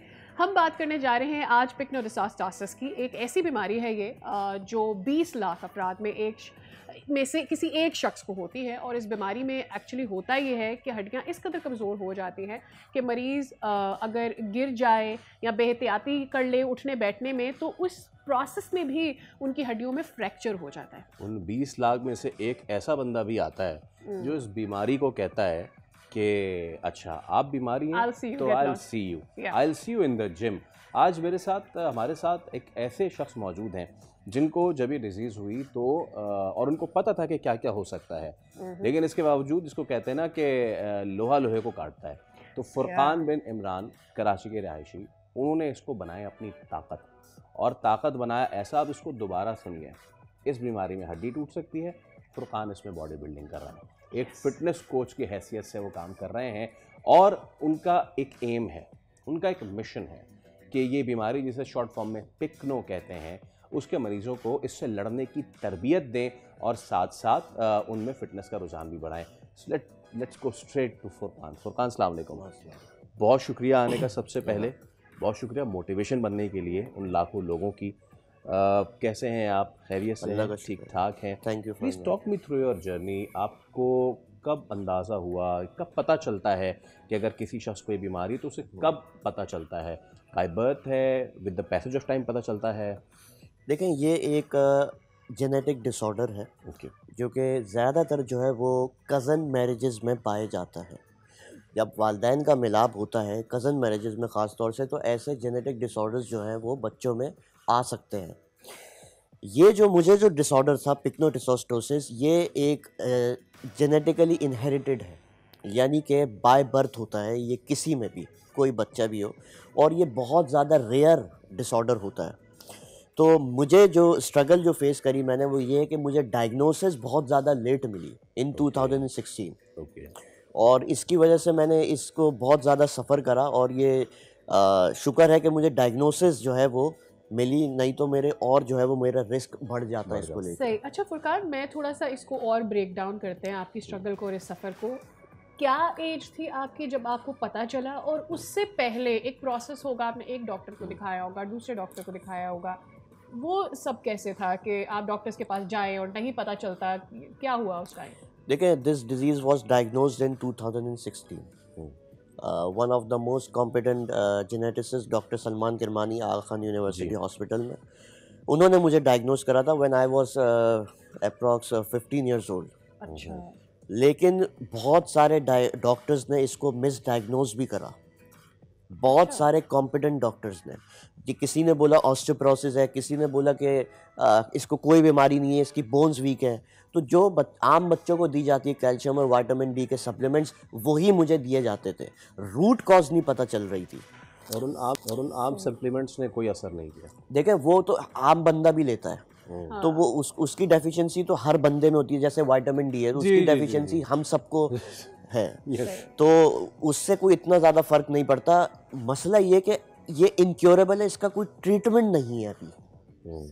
सही। तो अगर इसका कोई ट्रीटमेंट नहीं है, हाँ। तो फिर इसका ट्रीटमेंट फिर ये है कि जिम जाएं और फिर लड़ाई शुरू कर दें अपनी। मैं चाहूँगा अपनी जर्नी प्लीज़ बताइए कि एक तरफ आपकी 11 हड्डियाँ टूट रही हैं, दूसरी तरफ आप जिम जा रहे हो, ये कैसे पॉसिबल किया आप? देखिए 2016 में मेरी लास्ट इंजरी हुई थी काफ बोन की। मेरी 11 टाइम्स इंजरी हुई है। 2 times thigh bone cracked with every inch.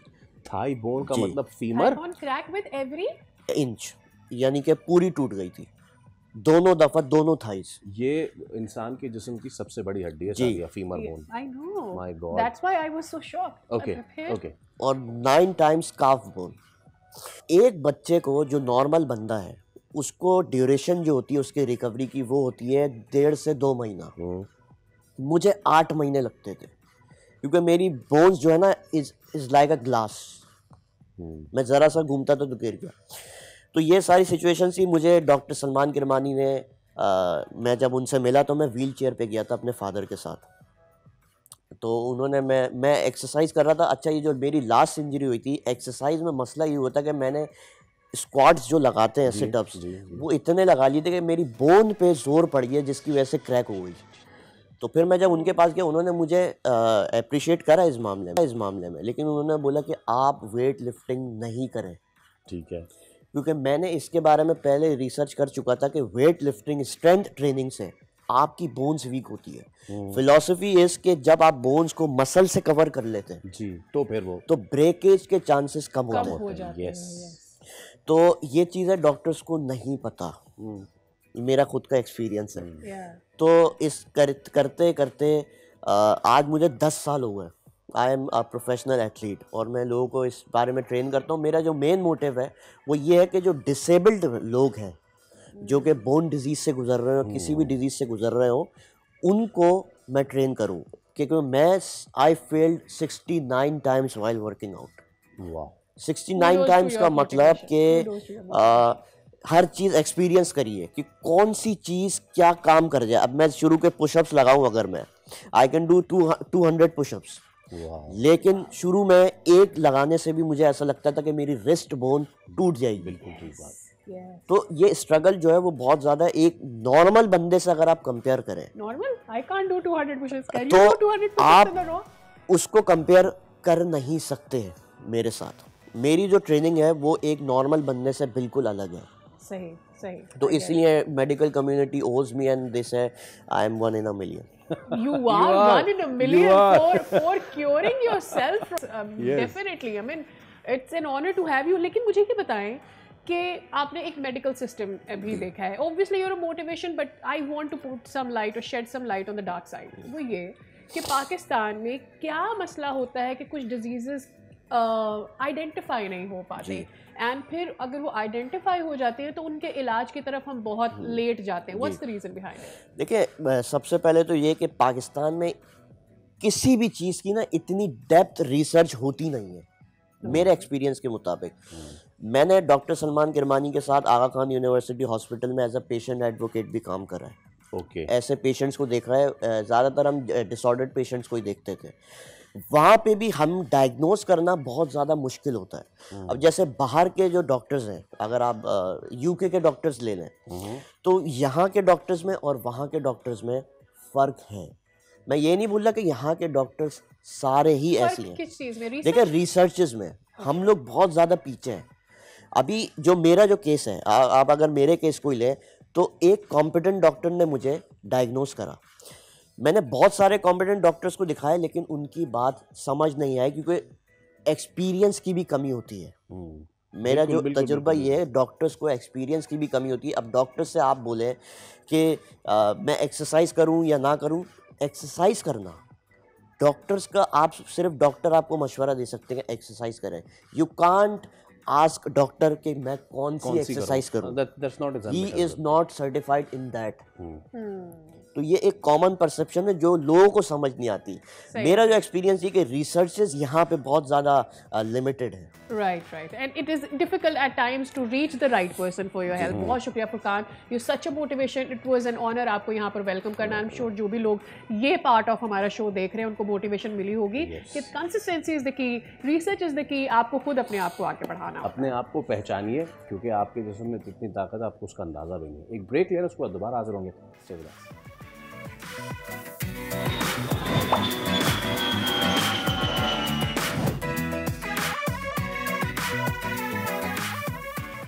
Welcome back again. सर्दियों का मौसम शायद है, पूरे मुल्क में तो है, कराची में ज़रा मुख्तलिफ है। सुबह में हम देखते हैं हल्की सी खुनकी होती है, फिर गर्मी हो जाती है। लेकिन इस सब चीज़ों में एक जो कंसिस्टेंट बात है वो ये कि ड्राई है वेदर बहुत ज़्यादा। अब समझ में नहीं आता कि ये एक जो कॉम्बिनेशन वेदर है इसमें आपको, मुझे, अपने बच्चों को हमने स्किन केयर कैसी देनी है। कभी पसीना आ रहा है, कभी स्किन बहुत ज़्यादा ड्राई हो रही है और ये स्किन डिजीज़ को क्यों एग्रेवेट कर रहा है, जिसे हम विंटर इच का नाम देते हैं कि सर्दियों में होने वाली खारिश जो हमारी स्किन पर होती है, खुजली, क्या वो एक्चुअली विंटर इच है या फिर वो कोई और वजह है जिसकी वजह से ये अनकंफर्टेबल स्किन फील हो रही है। कराची की हद तक बात करें तो ड्राइनेस इस हद तक है कि आप अगर रात में सो रहे हैं तो आपको उठ के एक घूंट पानी लेना पड़ता है कि अब ऐसा लगता है कि ये आपका जो थ्रोट फनल है एब्सोल्यूट ड्राई हो चुका है। एब्सोल्युटली। और अगर आप कहीं वर्कआउट कर रहे हैं या काम कर रहे हैं, दोपहर में एक अलग मामला, शाम में एक अलग मामला, सुबह अलग मामला और रात में अलग मामला। So confusing and so gets confusing for the skin as well. Actually yes, मतलब अगर आप बैठे हुए हैं तो आपको स्वेटिंग भी हो रही है, but when you moving around you know आपकी ओवरऑल स्किन ड्राई भी हो रही है। ये वेदर क्या है और ये वेदर स्किन को कैसे अफेक्ट कर रहा है जानते हैं। डॉक्टर दुआ अली हमारे साथ मौजूद हैं, स्किन स्पेशलिस्ट। अस्सलाम वालेकुम, वेरी गुड मॉर्निंग दुआ। दुआ, पहले तो मुझे ये बताएं, मेरे लिए ये वेदर, अक्टूबर यूजुअली स्टार्ट वार्म होता है लेकिन टूवर्ड्स द एंड वो थोड़ा सा बेटर होने लगता है इन कराची, बट ओवरऑल अराउंड ये ड्राई वेदर विद स्वेटिंग, पसीने के साथ साथ स्किन भी ड्राई हो रही है, ये वेदर कैसा है और ये स्किन के लिए कैसा बिहेव कर रहा है? ज़्यादा से ज़्यादा पानी का इंटेक रखें, ठीक है। और एक सीरम होता है हाइलुरोनिक एसिड। हाइलुरोनिक एसिड जो है बेसिकली हाइड्रेशन है स्किन के लिए, तो आप उसका इस्तेमाल कीजिए। एंड सबकी स्किन डिफरेंट होती है, ऑयली स्किन के ऊपर भी कर सकते हैं, ड्राई स्किन के लिए तो बहुत ज़्यादा सूटेबल है, मिक्स स्किन के लिए भी है, लाइक आपका जो मिक्स टेक्सचर स्किन होती है ना, तो दीज टू थिंग्स। मॉइस्चराइज़र का इस्तेमाल रखें, वापस से रीअप्लाई करें। अच्छा, लिप्स भी बहुत ज़्यादा ड्राई होते हैं, चैप्ड लिप्स हो जाते हैं, तो इसके लिए Vaseline is the best thing.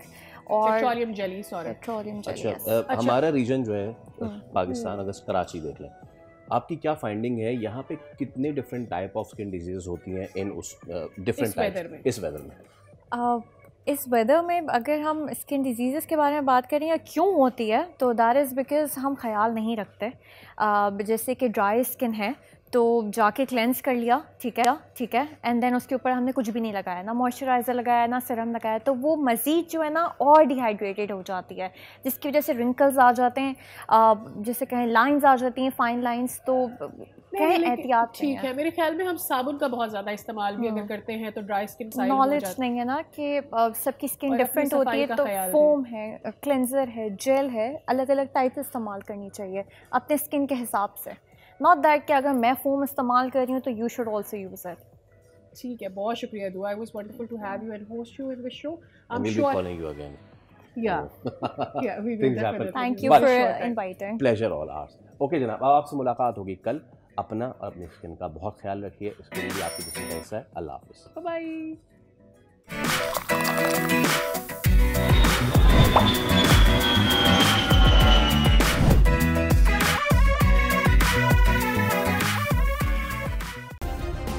Subscribe करें और बेल दबाएं ताकि कोई खबर रह न जाए।